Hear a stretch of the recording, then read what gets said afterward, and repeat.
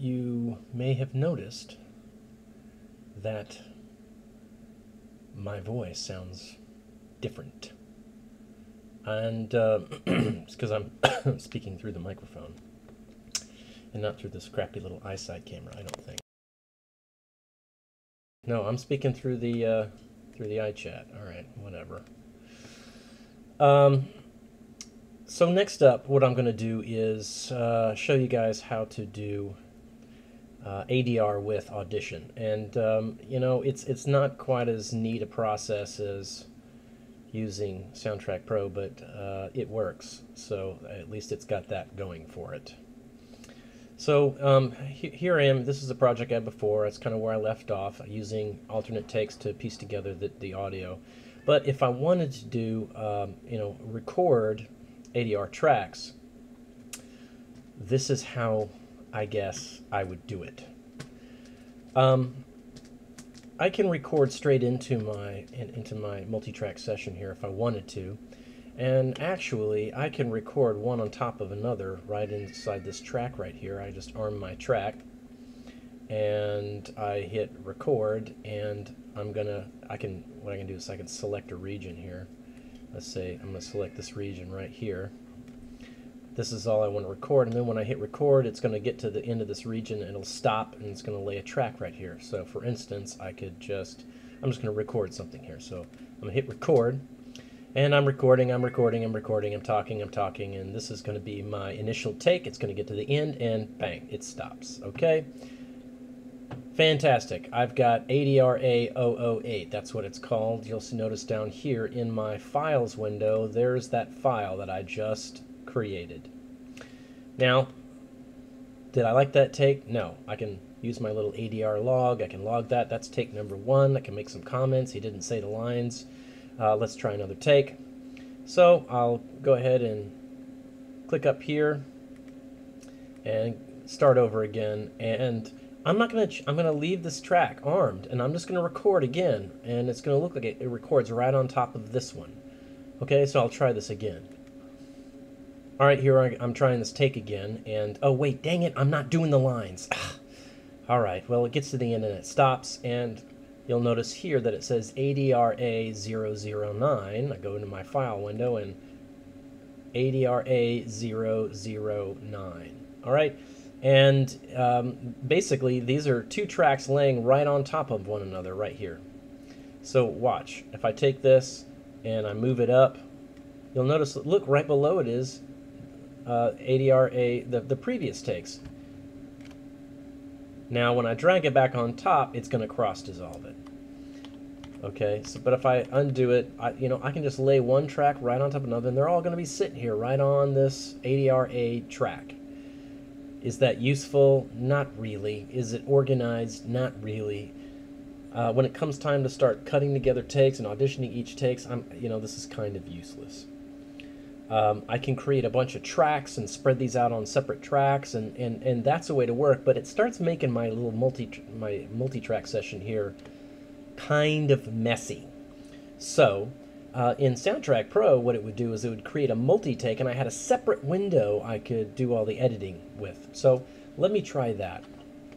What I'm going to do is I'm going to create a new multi-track session and call this, well, we'll see here, file, oh wait, dang it, multi-track, and file, new multi-track session, okay, and I'm going to title it ADRA, and I can go ahead and give it that special log code, or you know, that I was, you know, that I designated when I did my cue sheet, and I said, oh, this needs to be ADR'd.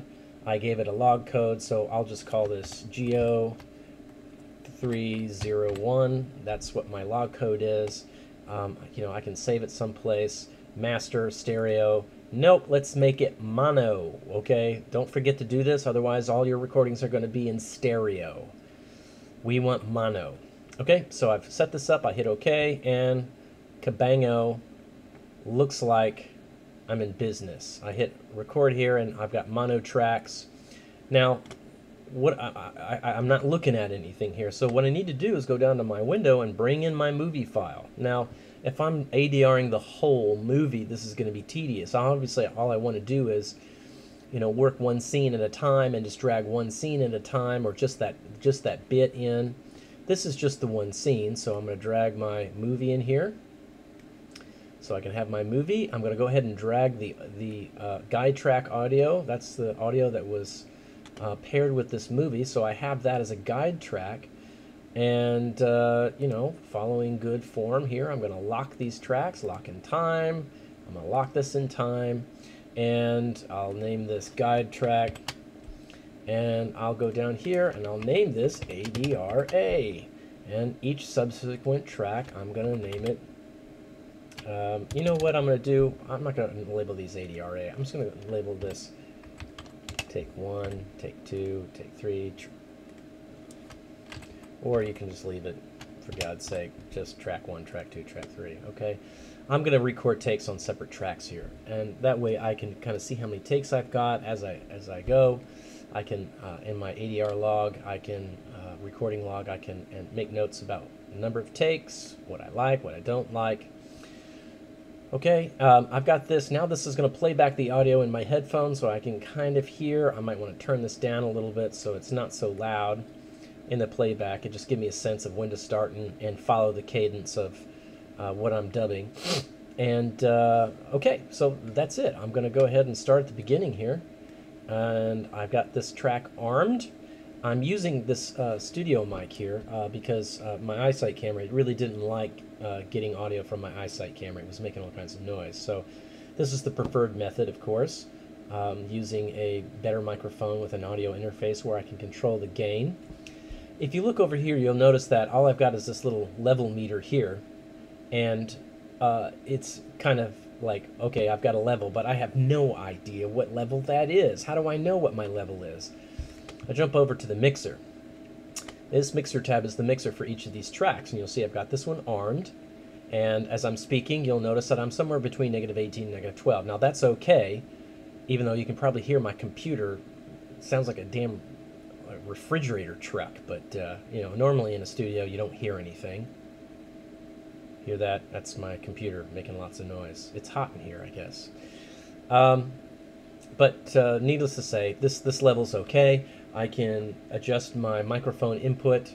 You'll notice that I've just changed my level by twisting the input level on my audio interface. So I can, you know, adjust my gain by moving my mouth closer to the microphone, and I can twist this little knob until I hit, you know, somewhere around -12. Now remember, I'm going to be yelling. I want you off my property now! Hey!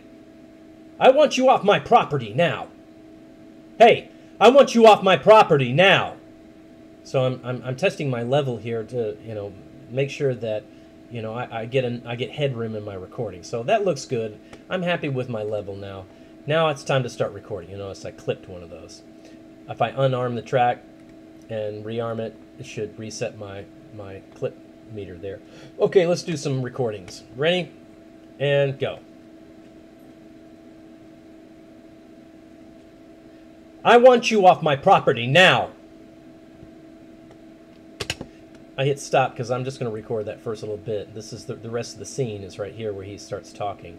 So that was my first take. Not what I really wanted. So I'm going to unarm this track. I'm going to arm this one. And for my take 2, jump down one. And I'm going to hit my record button here and give it a second go. Here we go. I want you off my property now. Okay, that one was a little bit better. Let's do one more just for this, you know, so you can see this happening more than a few times and get the hang of it. All right, here we go. Round number 2 or 3. I want you off my property now. Okay, so I've got 3 takes, and that's what I want to work with. If I look at, you know, hopefully I've got something to work with here. All right, so now what? We're not in our other multi-track session. What I do is I go ahead and edit this until it is what I want. I'll go ahead and do all my nipping and slipping and getting this thing into sync with my guide track. And then what I'll do is I'll export my edit as a separate audio file. It'll put it in my little file folder here. Then I flip back over to my multitrack session, create a work track. I'm not going to stick this in my dialogue track because it might knock things out of sync if I drag it to a track that's got other stuff on it. So I create a work track, I drag this file into that work track, and I sync it up, and I'm good. Okay, so let's go ahead and look at how we, might edit this up a little bit. Now, we've already gone over this a few times. The way I edit this is the same way I edit alternate takes. I'm going to give myself a little space here to slide things around because I can't slide this thing. I can't move this around if I'm, well, that's weird because I had both of those selected. So here's that one. Just want to select that one. And all right, now we got it. So I'm going to put my playhead right here where my, now he begins with this little, I want you off my property now. Oh, you can't really hear what's going on because I'm going through this other interface. So let me switch over so you can kind of hear what's going on now through my speakers. So I switch over to my sound, and I'll switch my output to the line out. And now I should have my audio coming through my speakers.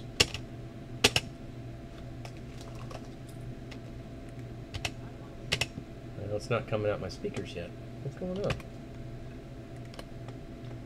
Line out, output, line out. Well, I guess I'll just have to take my word for it right now. But right here is where he actually begins to say his line, so I'm going to go ahead and grab this track and hold down the option or command key, the Apple key, and I'm going to slide this one. Oh, I still got this arm. Let me turn that off. Maybe that helps. Okay, no, it's not doing it. And so there, so I've got each of these where I want it to be. You'll notice that I've got some time here in between this. I'm a little bit ahead right here. So I mean, you're just going to have to, follow what I showed you in the previous exercise and working with alternate takes to sort of split these things. I'll audition each one of these and figure out which take I like. I can go ahead and get my blade tool, and when I find a chunk that I like, I'll go ahead and splice it. Like, let's say I like that chunk, and maybe I like this chunk, and I like this chunk. Okay, I would split there, and what I do is, now that I'm going to edit this, let me show you what the way to stay organized here. I'll go to my first take here, and I'm going to add one more mono track, and this is going to be my work track. This is where I'm going to assemble my different pieces. So I'm going to go ahead and just solo this one, so I'm only going to hear what I like here. So I'm going to take this piece, and I'm going to drag this one up here, hold down the shift key so it stays in sync. I liked this piece. Oh wait, let me split this one. I'm going to split this one right there. And I like this piece. I'm going to hold that one. I'm going to go ahead and just drag it up here. I'm not going to try to crossfade these yet, just because I'm going to sync all this up in a minute once I've selected pieces I like. I'll take this piece. I like that one too. I don't know why I split that one. And then I like this piece. So this is what I want to work with, and I'll go ahead and play this back and see what I have. Okay, so that's all. That's the entire sentence. It's right there, and it's selected from different pieces of takes that I liked. The next thing I want to do is go ahead and sync this up pretty close to in sync with the audio here. So I'm going to go ahead and just drag in my region here so I can see everything I'm doing. And I might be able to get somewhere with just sort of matching this up with just the waveform. I'm going to slide that right there. That looks fine. I'm going to slide this over here. It's going to do a little cross dissolve, and that's okay for now. And I'm going to do that. And if I want to do some extra pieces, I cross dissolve that, and I'll cross dissolve this. And I've got my take. I'm blazing through this. I have not gone through and made sure it's synced with the audio. I mean, of course I would do that, but I feel like you guys understand that. I'm not going to show you those steps. So I've assembled my take here. So now what I want to do is I want to export just this little bit here. So I'm going to zoom out. I'm going to have my selection tool, and I'm going to region select everything here. Then I'm going to go up to File. I'm going to go down to Export, okay, and I'm going to select I'm going to go ahead and select an entire session.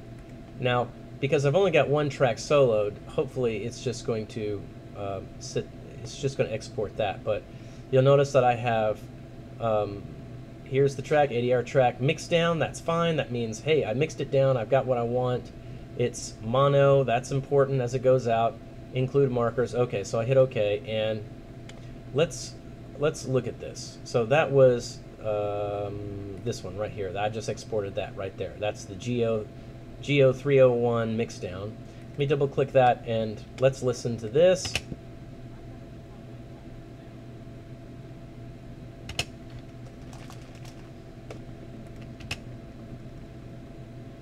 Okay, it exported just that one take, just what I had selected. Everything that was just the track that was soloed, that's all that gets exported. So we're in good shape. That's the clip I want. What I want to do now is I can go up here and go. This is a toggle of all the different things I've got that I'm editing, and you notice I've got a lot of stuff in here. Okay, I can go to each one of these things. I've been messing around with different takes, but this is what I want to. I want to go back to my ADR session. So that's right here. All right, here's my ADR session. This is where I was at before. That track's armed. So now what I want to do is bring this into my project and sync it up. So first thing I want to do is add a work track. Remember, add a work track. I'm going to go ahead and slide it up here. And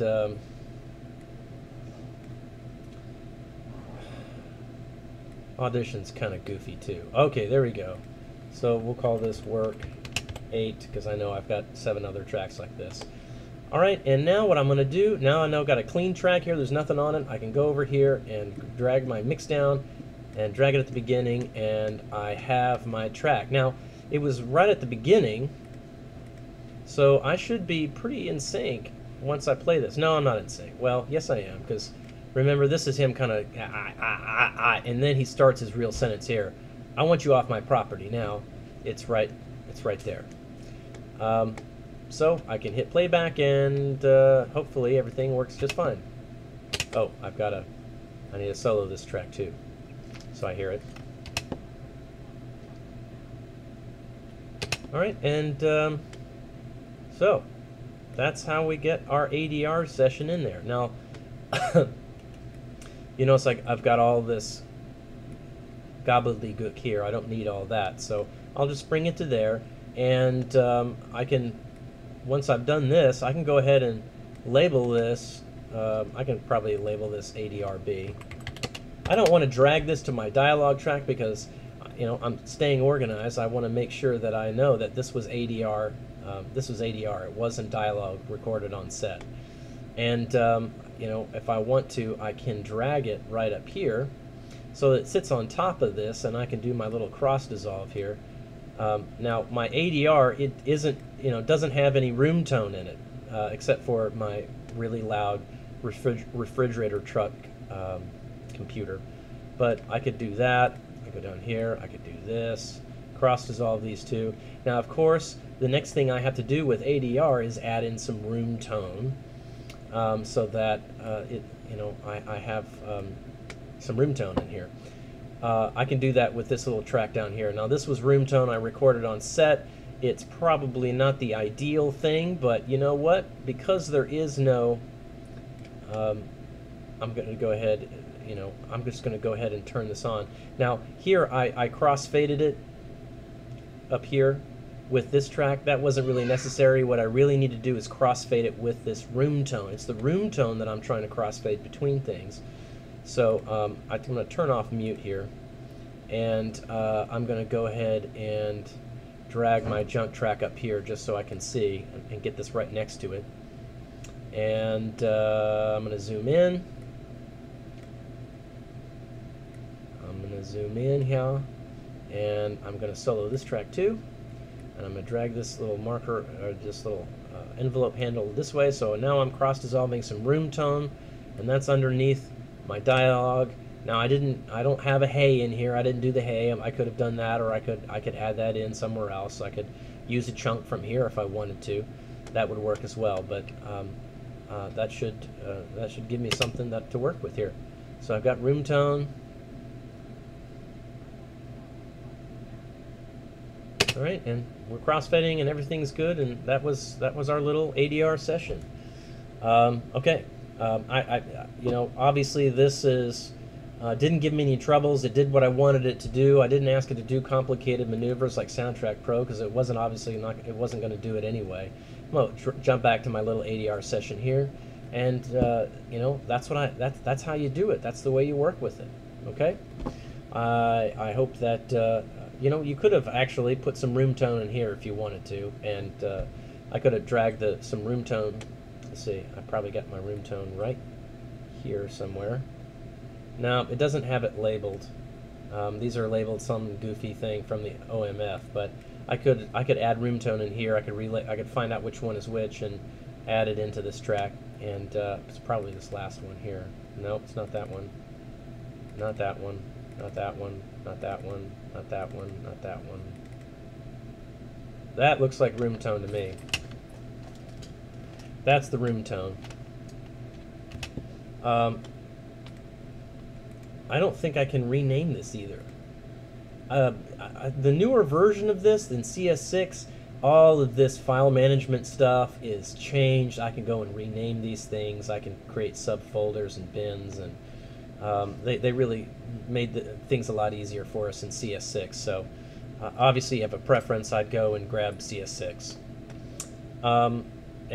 So anyway, that's my file. I can flip back to ADR, my ADR session here. I can grab this room tone and I can drag it in here. And I'll just go ahead and leave this room tone where it is. I'm going to drag it out. I don't need this much. What I'm going to do is make it the length of my little clip here. All right, so it lines up with that clip. So when I export it, it's going to fit where I expect it to fit.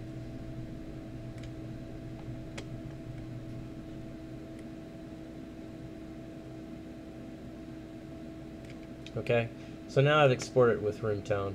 Now, you know, I don't like this idea because once I mix it out, this room tone is now on top of this dialogue, and I can't mix these separately. I can't take my levels down.